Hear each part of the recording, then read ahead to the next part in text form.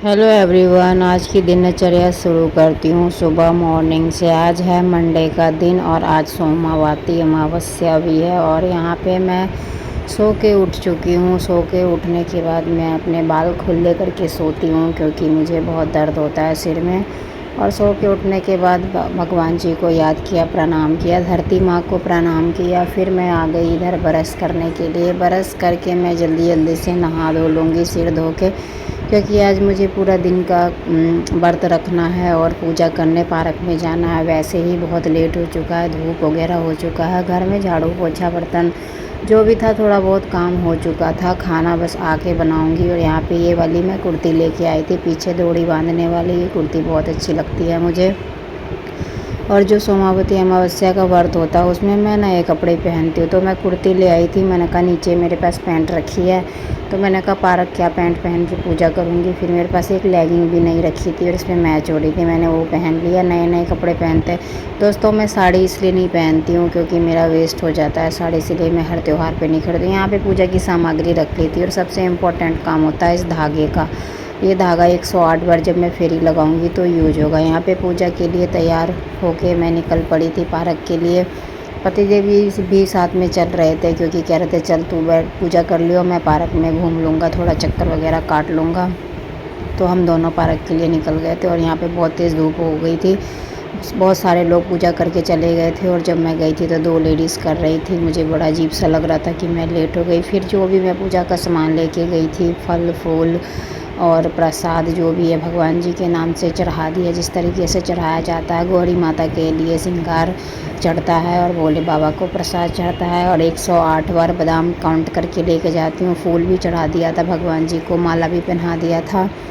और 108 बड़ी बादाम ले जाती हूँ काउंट करके, क्योंकि गिनती ना भूल जाऊँ। वहाँ पे भोले बाबा जी एक और बैठ गए थे कि उनके बेटे ना सोमेश्वर से ले आए थे ये पत्थर। वो कह रही थी कि मुझे घर में ना मैं नहीं बैठा सकती, मेरा ग्राउंड फ्लोर है। तो उन्होंने बोला यहाँ बैठा दो, मैंने कहा बैठा दो। तो वो घर जाके वो लेके आई, उन्होंने भी फिर पूजा करी, फिर मैंने पूजा पाठ करी। फिर सबसे मेन इम्पॉर्टेंट हो जाता है ये 108 बार फेरी देना। और फेरी दे के फिर सिंदूर लगाना, वो सिंदूर अपने मांग में लगाना, फिर वहाँ पे बादाम गिराना और यहाँ पे जल देना। उसके बाद ये प्रक्रिया 108 बार कर किया मैंने। उसके बाद पूजा पाठ करके पतिदेव जी तो बहुत देर पहले आ गए थे क्योंकि उनको गर्मी लग रही थी। और फिर मैं आई यहाँ घर में पूजा पाठ करी। घर में पूजा पाठ करने मेरे बाल सारे गीले थे तो और मेरे को बाल भी कटवाने हैं। और उसके बाद बेटा मेरा चाय बना के दिया। और गर्मी बहुत ज़्यादा लग रही थी, कितना भी पूजा पाठ कर लो, कितना भी सर में दर्द हो, चाय पियो तो फटाफट से 2 मिनट में ठीक हो जाता है। यहाँ पे मैंने चाय पी ली और चाय पी के मेरी बारी आई खाना बनाने की। और मैं भूल गई थी पतिदेव जी से बोल देती कि राजमा उबाल दो, तो मैं फटाफट से राजमा उबलने के लिए चढ़ा दिया है। क्योंकि राजमा उबला रहता तो मैं आके छौंक देती। वैसे भी बच्चे लेट ही उठे थे तो खाना मांग ही नहीं रहे थे। जो चावल मेरा पहले का था वो मैंने धुलने के लिए बनाने के लिए रख दिया था। उसके बाद रात को चावल भी आया हुआ था तो मैंने उसको भी डब्बे में फिल करके रख दिया चावल को। और यहाँ पे राजमा चढ़ा दूँगी मैं गैस पे। और चावल धुल के रख दूँगी, थोड़ी देर के लिए भीग जाएगा तो चावल अच्छा सा पक जाएगा। मैं चावल को कम से कम आधा घंटा तक भिगोती हूँ, उसके बाद मैं पकाती हूँ तो चावल बढ़िया बन जाता है। वैसे भी जीरा राइस बनाऊँगी तो इसी तरीके से बनाओ तो बहुत अच्छा बनता है। और तुरंत धुल के बनाओ तो थोड़ा कम स्वाद आता है। फिर जब तक मेरा राजमा उबल रहा था, चावल भीग रहा था, तब तक मैंने कहा मैंगो शेक बना लेती हूँ क्योंकि मुझे भी चक्कर से आ रहे थे। चाय पी तो लिया था पर लेट हो गया था, 1:30 बज रहे थे। फिर मैं जब तक यहाँ पे आम काट रही थी। और ये आम देख सकते हैं, ये आम नहीं आम का बाप है, 1 किलो का आम एक ही था। बस इसको मैंने काट लिया और मैंगो शेक बना के पी लिया। वो वीडियो लेना ही मैं भूल गई थी। उसके बाद मैंने यहाँ पे राजमा उबल गया था मेरा तो, और चावल भी भीग चुका था तो मैंने कहा चलो राजमा के लिए मसाला तैयार कर लेते। तो यहाँ पे प्याज, टमाटर, अदरक, लहसुन सब कुछ डाल दिया क्योंकि मुझे तो नहीं खाना पर बच्चे ज़रूर खाएँगे। और मैंने अपनी बेटी को बोला था तेल डालने के लिए क्योंकि मुझे तेल छूना नहीं था, लेकिन उसने गलती इतनी करी ना, मेरा दूसरा गैस जल रहा था, उसके बालों में थोड़ा सा आग पकड़ लिया था। मैं फटाफट से उसको बुझाने लग गई, इतने में उसने मुझे तेल पकड़ा ही दिया। अब चलो भूल चूक माफ़ करे भगवान, मुझे नहीं पता, बच्चों के लिए तो काम करना ही पड़ता है।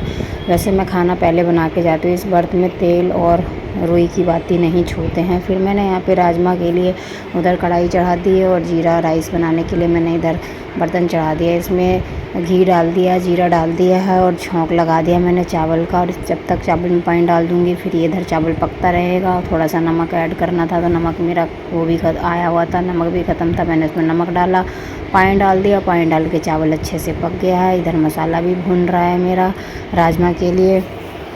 और राजमा का मसाला मेरा जब तक मंदे मंदे में भूनता है ना, आज मेरा कई सामान ख़त्म हो गया था ग्रोसरी का, तो सब कुछ रात को आया हुआ था। और इधर देख सकते हैं आम मेरा बचा ही हुआ है। और आम, ये आधा आम का मैंने मैंगो शेक बनाया था, आधा आम खा लेंगे क्योंकि बहुत ज़्यादा बड़ा आम था, 1 किलो आम था वो, एक ही आम। उसके बाद जब तक मेरा मसाला का इधर भून रहा था तब तक मैंने सारा साथ साथ में जितने भी क्लीन थे वो कर दिए मैंने।